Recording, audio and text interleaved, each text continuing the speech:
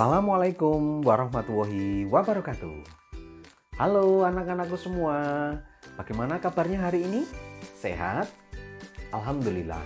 Pak Dwi berdoa semoga anak-anakku selalu sehat dan dalam lindungan Allah Subhanahu wa Ta'ala. Pada kesempatan kali ini kita akan belajar tema 1, subtema 1, muatan mata pelajaran Seni Budaya dan Prakarya KD 3.1, memahami seni patung.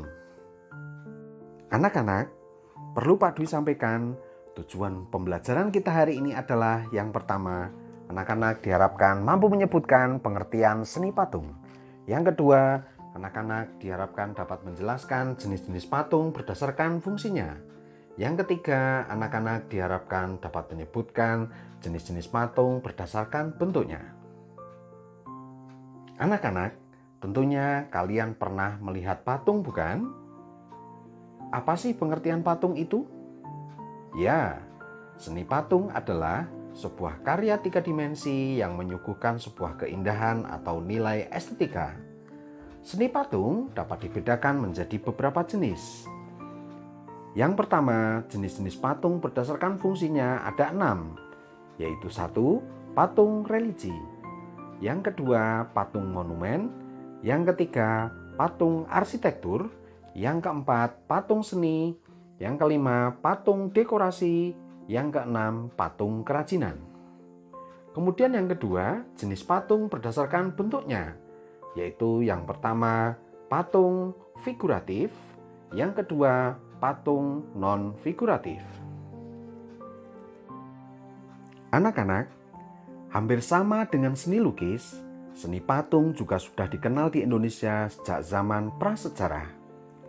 Hampir setiap daerah di Indonesia memiliki tradisi pembuatan karya seni patung, seperti suku Asmat di Papua.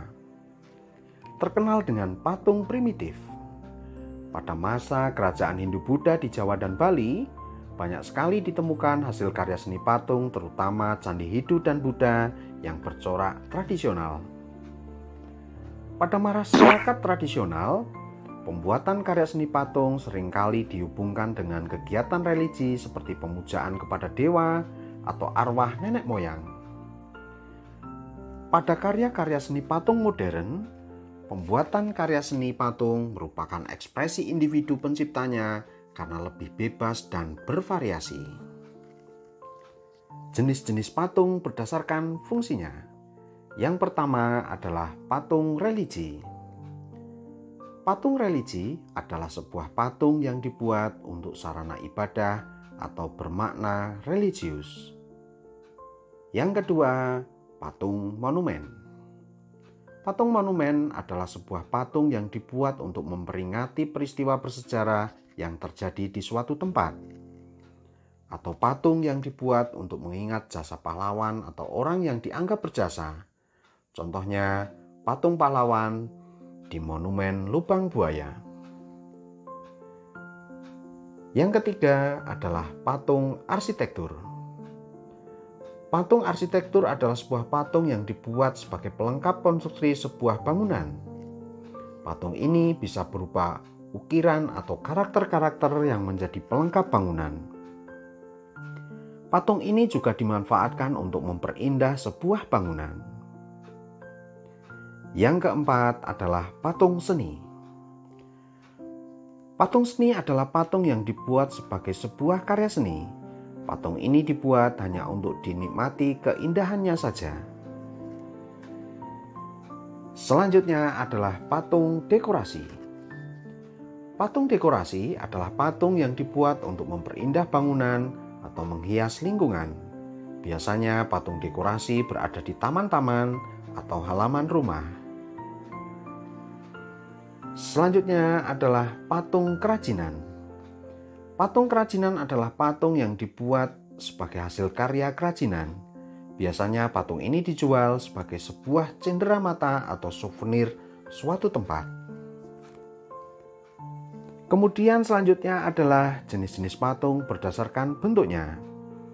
Yang pertama adalah patung figuratif. Patung figuratif biasanya juga disebut dengan patung realis atau patung representatif. Patung ini merupakan tiruan dari bentuk alam seperti manusia, tumbuhan, dan binatang. Selanjutnya adalah patung non-figuratif. Patung non-figuratif biasanya juga disebut dengan patung imajinatif atau patung non-representatif. Patung ini tidak meniru alam atau bentuk-bentuk makhluk hidup. Patung ini memiliki bentuk yang abstrak. Kemudian selanjutnya adalah bahan-bahan untuk membuat patung. Beberapa jenis bahan baku yang dapat digunakan untuk menjadi bahan dasar kerajinan seni patung. Bahan-bahan tersebut dibagi menjadi 3 jenis. Berikut ini jenis-jenis bahan untuk membuat patung. Yang pertama adalah bahan lunak.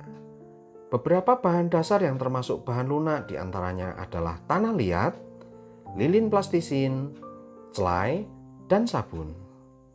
Selanjutnya adalah bahan keras. Beberapa bahan dasar yang termasuk bahan keras adalah kayu dan batu. Yang ketiga adalah bahan cor. Bahan cor adalah bahan yang berupa bahan cair dan serbuk atau tidak padat, namun dapat menjadi keras dalam waktu tertentu. Yang termasuk bahan cor antara lain semen, pasir, gips, dan emas. Selanjutnya kita akan bahas teknik-teknik seni patung. Ada teknik pahat, ada teknik busir, teknik konstruksi, teknik cor, dan teknik cetak. Kita akan bahas yang pertama, yaitu teknik pahat. Teknik pahat adalah teknik yang digunakan untuk mengurangi bahan dasar agar dapat dibentuk dengan menggunakan benturan benda keras. Alat yang digunakan adalah pahat dan palu. Yang kedua, teknik butsir.